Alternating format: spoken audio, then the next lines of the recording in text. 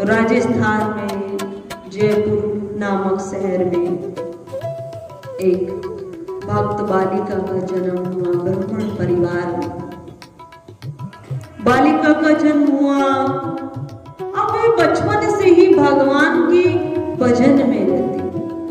अब देखो कोई साधु महात्मा है, अब साधु महात्मा है और उसका योग भ्रष्ट हो जाए, योग भ्रष्ट अर्थात वे साधना में चल रहा है और बहुत उस साधना की उच्च ऊंचाई तक पहुंच चुका है, परंतु कुछ जीवन में ऐसा घटित हो जाए, या तो स्वयं से इच्छा मृत्यु हो जाए उसकी।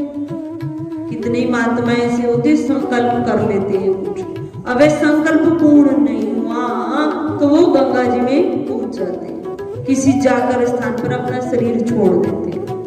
तो इस प्रकार यदि किसी साधु का योग भ्रष्ट हो जाए, शरीर छूट जाए और पहुंचा वे उच्च स्थिति को है, तो उसने जो साधना की वे नष्ट नहीं होती, शरीर ही उसका नष्ट हुआ, इस वस्त्र को उसने त्याग दिया, पर उसकी साधना नष्ट नहीं होती। वो साधना कैसे प्रारंभ होती कि जहां उसका अगला जन्म होगा, एक तो धार्मिक परिवार में उसका जन्म रहेगा, दूसरा उसमें बाल्य अवस्था से ही भक्ति की अधिक गुण विद्यमान, बहुत ज्यादा ईमानदार रहेगा, पवित्र रहेगा, नित्य प्रति स्नान करेगा और भक्ति भाव में नेचुरल उसकी वृत्तियां लगेंगी और धीरे धीरे जहां उसकी समझ डेवलप होगी गृह त्याग अपने आप हो जाएगा। क्यों? क्योंकि भक्ति वहीं से प्रारंभ हो। वे आत्मा आई, शरीर का त्याग कर उसने केवल शरीर दूसरा पाया, नया उसको शरीर मिला और जहां वे शरीर एक मैच्योरिटी को प्राप्त होता है तो उसकी भक्ति वहीं से प्रारंभ हो जाती है और वह उसी उच्च स्थिति को प्राप्त हो जाता है। तो इस प्रकार ये भक्त बालिका बचपन से ही भगवान के भजन में रहती, केवल श्री हरि का भजन और 1 घंटा नहीं कई घंटे लीन हो जाती। भगवान के भजन में यदि बैठी है तो उसकी आंखें यदि भगवान के रस का पान कर रही है, दर्शन कर रही है, अंतर्वृत्ति जप में लगी है तो 1 घंटा नहीं कई घंटे व्यतीत हो जाते। तो और ऐसी अवस्था सिद्ध अवस्था कही जाती है जिसमें कई घंटे व्यतीत हो जाए। ये हम सब लोग बैठे हैं, ये भी एक आसन है। हम कहीं इस प्रकार बैठना या अन्य और आसन में उस प्रकार बैठना, वही आसन जिसमें जिस आसन पर बैठकर हमारी चित्तवृत्ति भगवान से जुड़ जाए और इस शरीर को भी कष्ट न हो, वे सबसे सुलभ और सबसे सुंदर आसन कहा गया। तो इस प्रकार इस भक्त साधिका का नाम करमिति था। अब धीरे धीरे बचपन से ही भगवान कृष्ण के रूप में लीन रहने लगे, परंतु माता पिता बाल विवाह कर देते थे। पिता परशुराम पंडित जी के नाम से फेमस थे और राजा के दरबार में सेवा देते थे। तो जैसे जैसे करमिति कुछ आयु में बड़ी हुई, बाल विवाह तय कर दिया, पर करमिति कुछ नहीं कह पाई क्योंकि आज तो माताएं और हम सब कहीं अपने हित करी, अपने अधिकार हित कुछ कह देते हैं, बोल देते हैं, पर पहले ऐसा नहीं था। तो करमिति कुछ नहीं कह पाई और पिता ने विवाह तय किया। अभी तक तो एक पक्ष ध्यान रखता था करमिति का, अब 2 पक्ष हो गए ध्यान रखने वाले। अब करमिति रहती भगवान के भजन में, कुछ घर का कार्य भी करती। धीरे धीरे समय आया, मस्तिष्क में आया, अब पिता मुझे ससुराल भेजे, बाल विवाह तय किया, अब कुछ अवस्था बड़ी हुई तो विवाह मेरा करेंगे। तो करमिति ने क्या किया, अपने उस भाव को कह नहीं पाई और कहती भी तो कोई मानने वाला नहीं था। करमिति ने रात्रि के समय में पाया सब सो रहे और सब शयन की निद्रा में है, इस समय मेरा निकलना उचित हो सकता है और घर का त्याग नहीं। जितने पहले साधु संत महापुरुष हुए हैं ना, और इस समय भी अधिकांश उनके जीवन की घटना रहती, गृह त्याग ऐसे ही होता है। कोई भी माता पिता स्वेच्छा से अपने बच्चे को कहते सब कुछ बना दूंगा पर साधु ही नहीं बनाऊंगा, साधु के मार्ग पर ही नहीं भेजूंगा, साधु नहीं बनाऊंगा। तो सभी साधु संत महात्माओं के जीवन में ये घटनाएं घटित रहती है। तो जब करमेती ने गृह त्याग किया, रात्रि का समय था, ब्रह्म मुहूर्त में पिता की माता की आंखें खुली और देखते हैं घर में बिटिया नहीं, तो बिटिया नहीं है तो ढूंढने लगे। पिता को ज्ञात हो गया, गृह त्याग किया। करमेती को ज्ञात हुआ कि अब मेरा विवाह होगा, तो गृह त्याग कर दिया। परंतु राजा के दरबार में काम करता है, राजा के अधीन। अगर राजा को ये ज्ञात हुआ तो मेरी नौकरी चली जाएगी और समाज में मेरी कैसी स्थिति होगी कि मैं बेटी का विवाह नहीं कर पाया, बेटी घर से चली गई, समाज क्या कहेगा। इस डर से करमेती की खोज प्रारंभ की। अब सुबह का समय राजा के दरबार में जाकर जब पिता ने कहा तो राजा ने अपने सैनिकों को आज्ञा दी कि परशुराम की पुत्रिका का पता लगाया जाए और उसको बंदी बनाकर लाया जाए। सुबह का समय, रात्रि में करमेती ने गृह त्याग किया। अब कितनी दूरी पर जा सकती थी। अब घुड़सवार घोड़े पर सवार सैनिक राजा के चारों दिशाओं में करमेती को खोज रहे।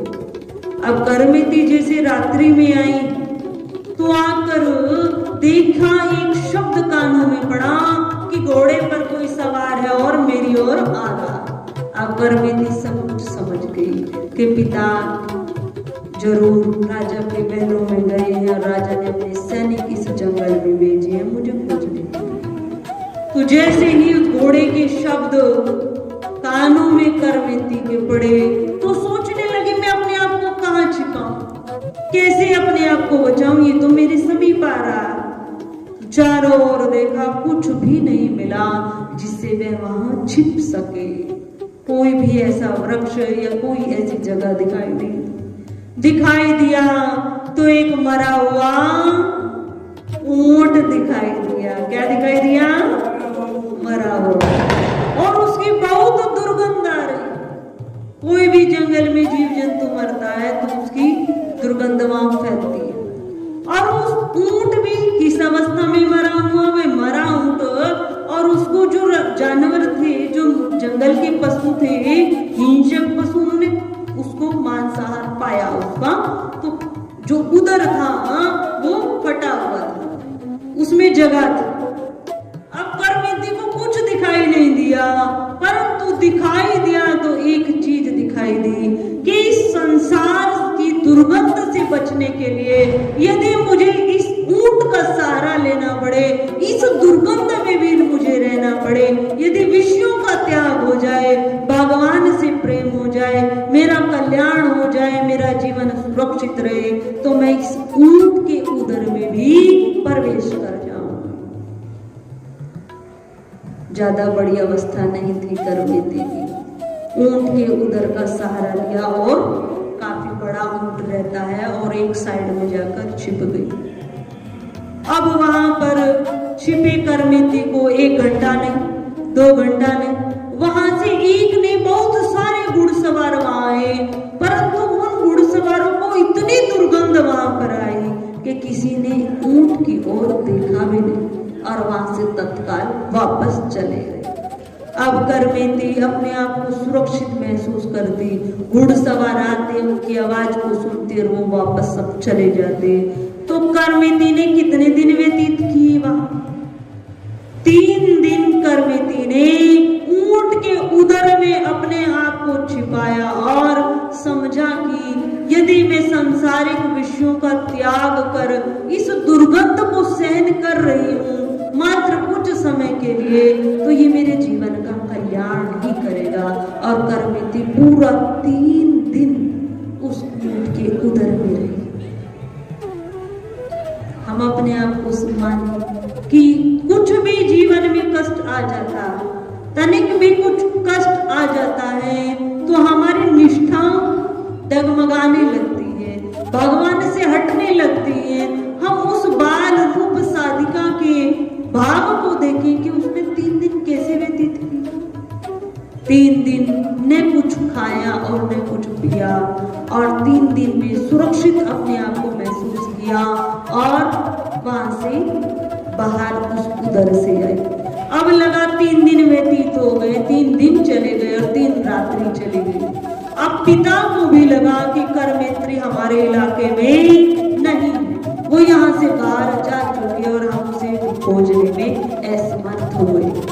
तो राजा ने भी यही समझा और करमेती की खोज बंद हो गई। करमेती बाहर आई। अब वृंदावन का मार्ग तो नहीं गया था, जाना वृंदावन। जैसे नदियां कहाँ से निकलती है, नदियों का उद्गम स्थल क्या है, पहाड़ है, ऊपर से आती। जैसे सामान्य भी कहते हैं ना गंगोत्री यमुनोत्री, तो गंगोत्री के बाद आगे यमुनोत्री पड़ता, तो उसी प्रकार कहाँ से है, वो सब पहाड़ी इलाका है। आने वाली है तो डोल धमाका करेंगे, आनंद लिएगा, इसलिए आपके हम आपको चाहते हैं उनके स्वागत भी करना है, उनके बाद साफ पानी का प्रचार यही बैठे। हाँ यही इसी ताकि इसमें बिगड़ ना पड़े। तो करमेती जो भगवान का मार्ग नहीं जानता, जैसे गंगा नहीं जानती, पर गंगा को जाना कहाँ है, समुद्र में मिलना है। कहाँ मिलना है, समुद्र में। तो उसको मार्ग बताने की आवश्यकता नहीं है, वो धीरे धीरे धीरे धीरे अपना मार्ग खोजती हुई समुद्र में मिल जाती है। उसी प्रकार जो भगवान के भक्त हैं उनका जाना उन्हें कहाँ है, उनका मार्ग भगवान के श्री हरि चरणों में है। तो वो मार्ग खोजते ही नहीं, वो नहीं मार्ग खोजते, वो चल देते हैं।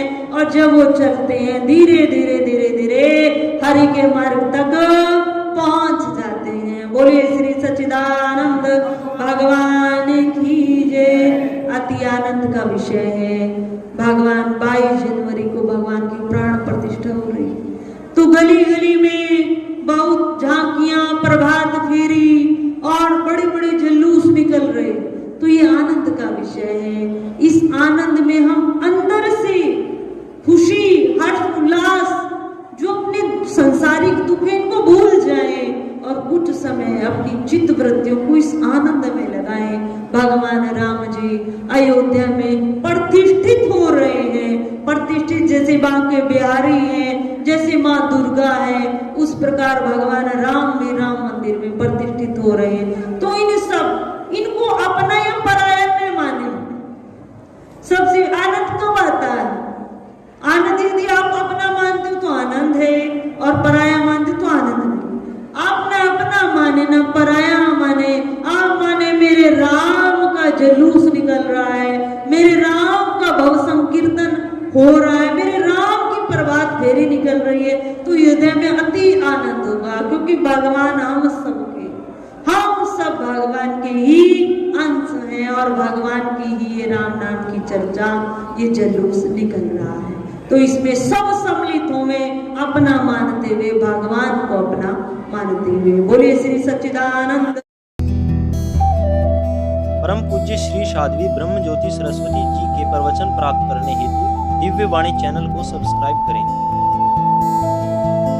वीडियो को शेयर करें और अपने परिजनों पर अवश्य भेजें।